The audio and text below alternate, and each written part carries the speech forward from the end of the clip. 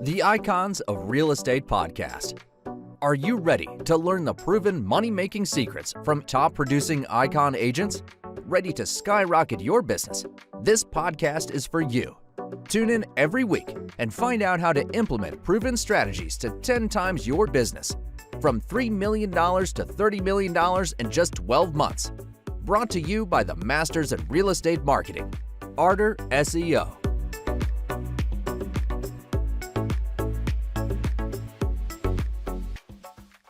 Welcome to the Icons of Real Estate. I'm Tim Calloway. We have a very special guest for you today from Portland, Oregon, Nick Krautter, author of The Golden Handoff. He's going to help some of us realtors out there, show us how to, maybe broaden our business a little bit. Nick, welcome to the show. Excited to have you here. And let's just start from the beginning. How'd you get started and how'd you get to where you are today? Yeah, I like to joke about this because I've been doing real estate since 2006. And when I started, my background was in the music business. I had moved to Portland from San Francisco. And like a lot of other folks, I thought I would do real estate for a little while, make a decent living and be in a band and travel and go on tour and live the life. That's the American dream, right? Exactly. I always joke, that when new realtors start and they're like, well, I want to have control of my schedule. And I'm like, oh man, you have no idea what's about to hit you. Yeah. And like that, I started working in the biz and I fell in love with it way more than I thought I would. And pretty soon the guitars were up on the wall and I was working 14 hours a day, helping people buy and sell houses, and built a big team. And flash forward, now I have my own brokerage and still growing a team within that brokerage. And it's been an amazing career so far. Nice. Yeah, that's good, man. That's good to hear. You got started. We talked about that. You got started, and here you are today. Now you're writing books. Not only did you become a realtor, now you're an author. Before we get to talking about the book a little bit, Nick, tell me what the propensity was, or what was the impetus? I'm sorry, the impetus for you to say, hey, you know what? I need to write a book. How did that come about? Like a lot of big things, I think, that people do, like climbing a mountain or running a marathon. I thought it would be a lot easier when I started. And if I had known how many years it would take to finish it, I don't know if I would have done it. I'm very grateful that I stuck it out and finished it. Right. The book started because the woman who had the office next to me got out of real estate and changed careers because she was growing her family and she had her second child. And so the schedule just didn't work. She was successful, but the schedule didn't work anymore. And I eventually took over her book of business, and then this is in like 2010. So the market was pretty bad. I mean, the market had dropped for 3 years in a row then, and a lot of people were getting out of the business who were really good at real estate. It wasn't just new people that couldn't get started. It was people that were getting out for different reasons. And so within another year, I took over 2 more businesses, and we went from a client list of 300 people to 600 people overnight. I was actually reaching out to all of the leadership at my brokerage to see who else is doing this and what are the models people are using, because luckily, I had good mentors here in Portland, and they always encouraged me, even though I love to be creative, don't be too creative. If there's another model you can just implement today and have success with, as opposed to try to reinvent the wheel every time. And so I was trying to find a model of, what do people do when they take over a book of business or buy a business from another realtor and onboard all those clients. And to my surprise, there was no model we could find. Wow. The response was, hey, if you've done this and it's repeatable and proven, you should really write a book about it, because this is something that's missing in real estate, right? And succession planning exists in tons of other industries. Insurance, dentists are kind of the one everyone knows. Your dentist retires, you go to the same building, the same staff, there's a new dentist there now. But for some reason in real estate, that just didn't exist. And it's crazy because, we've got these businesses that are worth a fortune. It's almost like you're asking them to go somewhere else if you don't have a succession plan, right? It's like, okay, I've retired, I've got whatever the case may be, go somewhere else. Yeah, that's what happens. And the problem is, all of our clients, no matter how good you are at your job and how good you do maintaining and building relationships, all of our clients know 5 other realtors, 10 other realtors. Right. And so, the second you stop talking to people, they're going to figure it out. Like, no one's going to wait around for you to call them back to sell their house if they really need to move. Right. Yeah, right. I mean, how many times have you gotten, it'll happen to me where someone will call someone on my team and then I'll get a call 5 minutes later. Hey, I called someone on your team and they didn't call me back. And then my team person will say, here's my phone. They called me 5 minutes ago. I was in a meeting. I was going to call them back. And Right. so Don't yell at imagine if you me. haven't talked to someone for 6 months or a year, Yeah. they just, all those people just float away and go find other brokers. And even if you don't care about the money for yourself, I mean, think of your clients that have given you this great career. Yeah. Do you want them to go randomly find someone that may or may not be good at their job or may or may not have their best interest at heart? Or do you want to make sure you refer them to someone that you know is going to care for them and is experienced and can do a great job? And that's really the root of the golden handoff and about this whole thing is just, it's a referral agreement, but instead of a referral for one person, it's a referral for everyone in the database. Yeah, so let's talk about, I doing my due diligence on your book and everything else. I know you have a bit of a process you like to share with people, like on your website. It's not the whole book, so let's just kind of start there.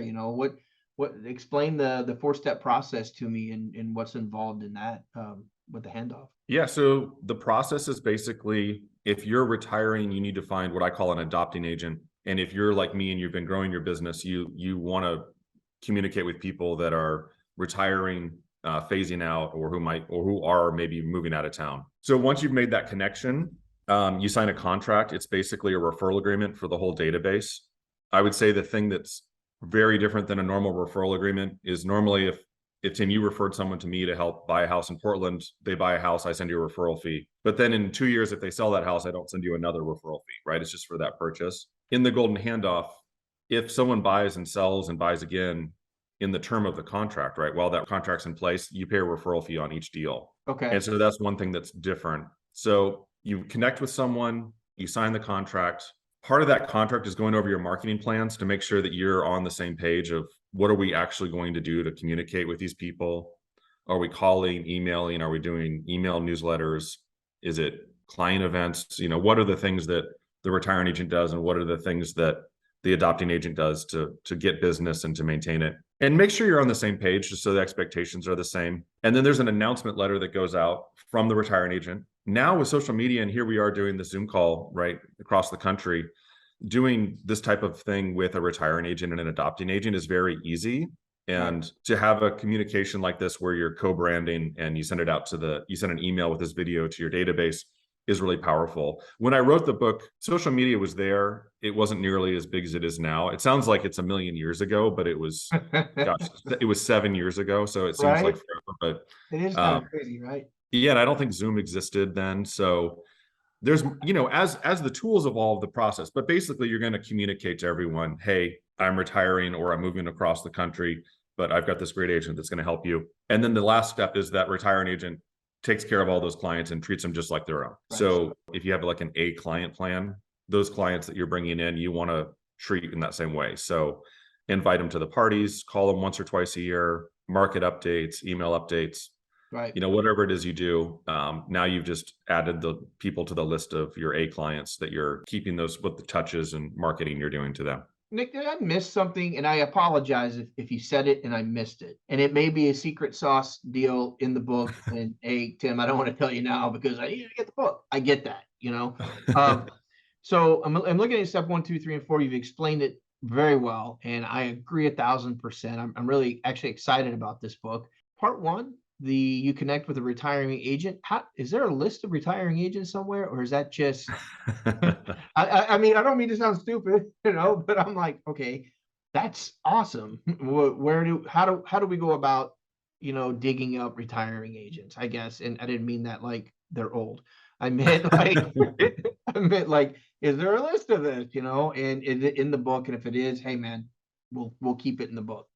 Yeah, no, there's no secrets. Obviously, I would encourage anyone that's interested to read the book. The whole point of it is that every step's there. There's no secret stuff you have to pay extra for. So there is no list of people who are retiring from real estate.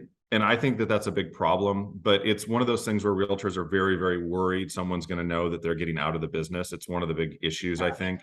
here's the best way to go about it. There's a whole chapter in the book about how to find people who are probably needing you to help with their business. And the number one place is your brokerage. So your reviewing broker, your manager, your team leader, whatever you call it, is going to know about all the comings and goings of everyone there. And so if you let that person know that you're open to adopting clients and you've read the book and you want to grow your business this way, they are going to be more than happy to help connect you with the agents who are leaving, because if they don't, then all those clients leave too. Right. They lose out as well. So yeah, it's a partnership. Sure. Yeah. The other thing is just having the conversation with people you do business with that you like.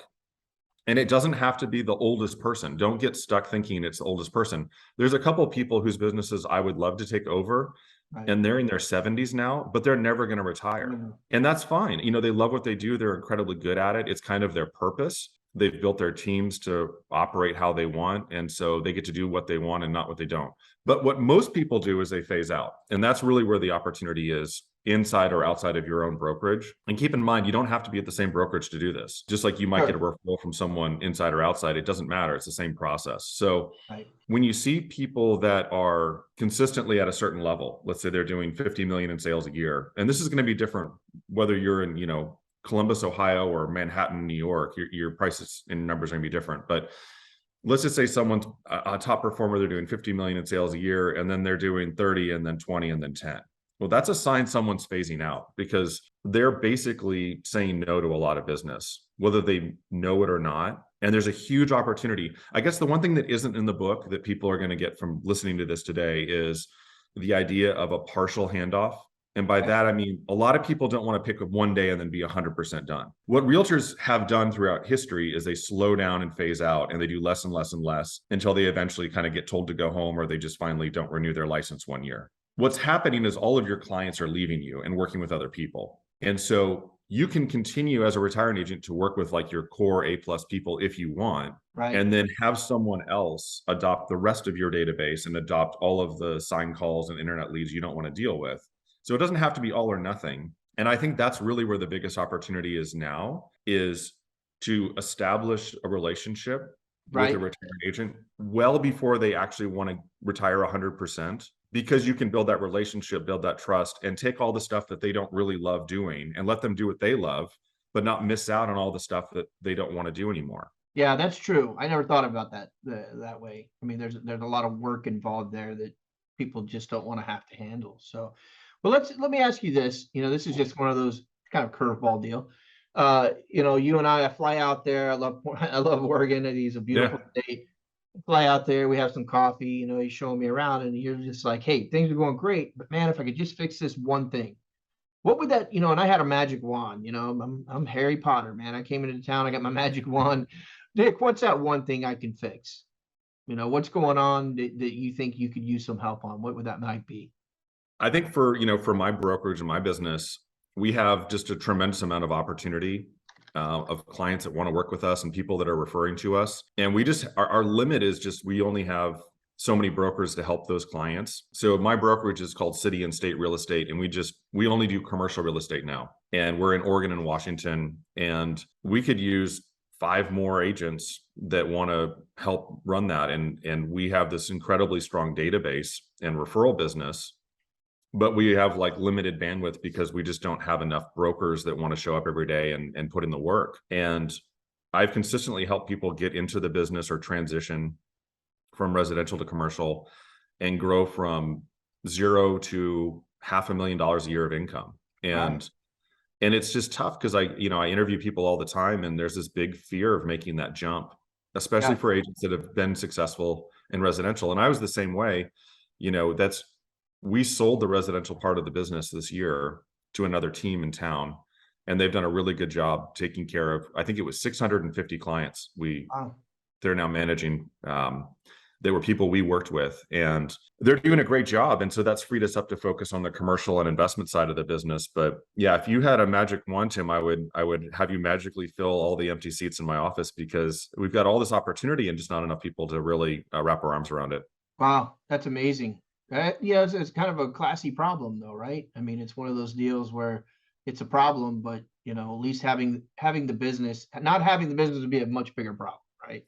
Yeah, having a really big team with nothing to do would be Shit, that would be a problem. worse. Yeah, that's all our worst nightmare. I feel bad about saying that because there are people going through that right now. Okay, so perfect. Uh, so let me ask you, if somebody wanted to buy the book, I saw it's available on Amazon. Is that the best way to go to the website, click into it, or what's the best way to reach you? Maybe if they do want one of those seats or to get the book. Yeah, so there's the book and there's also a workbook edition. Those are both on Amazon. That is by far the best way to get it. The pricing is cheaper there than anywhere else. And then the website is goldenhandoff.com. There's a great tool we developed there based on the principles of the book where if you know how many repeating referral clients you have and you know your average commission, Right. it will give you an estimate on the value of the business for both the retiring agent and the adopting agent. Nice. And that's really powerful if you're talking to someone and they're, well, yeah, I'd love to retire, but I don't have enough money. Right. And it's like, what if you could get rid of all your expenses and you could have this much over the next 3 years? Would that change your mind? Would that make it possible for you to retire? So it's a way to very easily make it very concrete and Yeah. easy for people to see what it would be probably look like. It's an estimate, but Right. it should be accurate. Yeah, so they can just go to your site. I'm looking at it right now. They can just go to your site, try the calculator out, and it gives them without any joining anything or even, which they should buy the book, of course, but they can just do this on their own, right? Yeah, it's 100% free. You don't need to sign in or have a password or anything. You just go in and you can use it all day, every day if you want. You can email the results to yourself or another person if you're if you're doing that with another broker and you wanted to share what you think their business is worth, or if you're retiring and you want to share what your business would be worth to someone else. Right. It's a great way to illustrate that. That's what I'd be doing. I'd be going, "Woo, look at this," and tapping the number. Woohoo! This is awesome. Good stuff, man. Well, so this is the part of the, we're kind of closing out here, Nick, and this is the part of the show I always like to. I'm just the DJ, kind of spinning the records. It's your show. I'd like to give you the opportunity to talk about what's ever on your mind, body, soul. You just whatever you feel like you want to put out there that maybe we didn't talk about. Or it could be about your family, it could be about your dog, it could be about your book or your business. Take us out the last minute or two. Yeah, I think, real estate is a phenomenal business. I feel so grateful that I ended up in this industry. I think we're going into a time of transition where a lot of people have come into the business in a market that's only gone up for the last 10 years. And in honestly an easy market where it's easy to get a loan, the rates are low. As much as there has been low inventory, houses still sell very quickly and people have managed to be able to buy and sell just fine over the last decade. But I think it's going to be time to actually go back to work and do the work of being a broker and really work on selling the property and negotiating the deal and not just kind of filling in the blanks and making the highest as is offer you can. I know that there's so many people that have that potential in the industry that just haven't had that experience yet. Right. I started in 06. It was a bang, bang, zoom, zoom market, just like it has been for a while. And, luckily, I think for me, very quickly, the market turned over and went down. It got a lot harder. And, my business didn't go down, but it didn't keep doubling. I thought I was going to double every year forever. And, you kind of you hit an inflection point and all of a sudden I'm selling houses for less money and there's less volume. And there's a lot of people that would love to work with you that are going to keep their house and rent it out. Yeah. Because of interest rates or because of pricing. I think one of the hardest things to do as a realtor is to stay humble. I think people take credit. You see it all over social media. I just sold this house for over asking. Kinda. The market sold it for over asking. You were there, and I'm sure that you did some things that help move the needle, right? You can influence the results. Facilitators. Yeah, and I think a good broker can do a good job moving the needle, right? There is a difference between someone who is diligent and works hard and negotiates to get the best results and someone that just kind of doesn't communicate or doesn't do their work. So I do think we can move the needle, but we don't own the results. And I think that's important because I think a lot of brokers are going to get out of the business because they're going to take responsibility for interest rates and price reductions. And that's not your job. Our job is to help our clients succeed in any market. We're there to be a guide, right? We're like the Sherpa, and we're not there to make it easy or harder. We're there to basically say, in this market, whether it's, hey, you're going to have to offer over asking and no inspections to get a house, which is what it's been. The advice we're going to have to give people to be successful is going to be different. And I think honestly, in a declining market, the conversations are harder and there's more of an emotional roller coaster that comes with it, as opposed to just winning, winning, winning. But you have to remember your job is not to own interest rates or the market or price Right. reductions, or whatever it is you're dealing with. Your job is to be really good about giving good counsel to your clients of what's the best for them based on what they've told you they want to do. And going, okay, here's the market, here's what we need to do to succeed, whether you're buying or selling. And so I hope if there's one thing people take to heart from this, it's that we're here to help navigate the seas, whether they're smooth or choppy, or there's a really bad storm. Great advice, sage advice, Nick. Thank you so much. goldenhandoff.com. Nick Krautter, author of The Golden Handoff. Check it out. I think everybody who's in the business eventually will need this information. And I think anybody who wants to grow their business in a different way. I mean, I think you're offering an added value that most people probably didn't even think about, that's out there. A lot of agents out there looking to either leave, retire, or whatever their case may be, as the example that you gave, how you got into the business, right? Sure. Or how you got into thinking about this, more or less. So good stuff, Nick. I look forward to catching up with you again 3, 6, 9 months down the road, seeing how things are. Excellent. And see where we can go from there. Thanks so much. Have a great week, Nick. Talk to you soon. Take care. Okay. Bye-bye.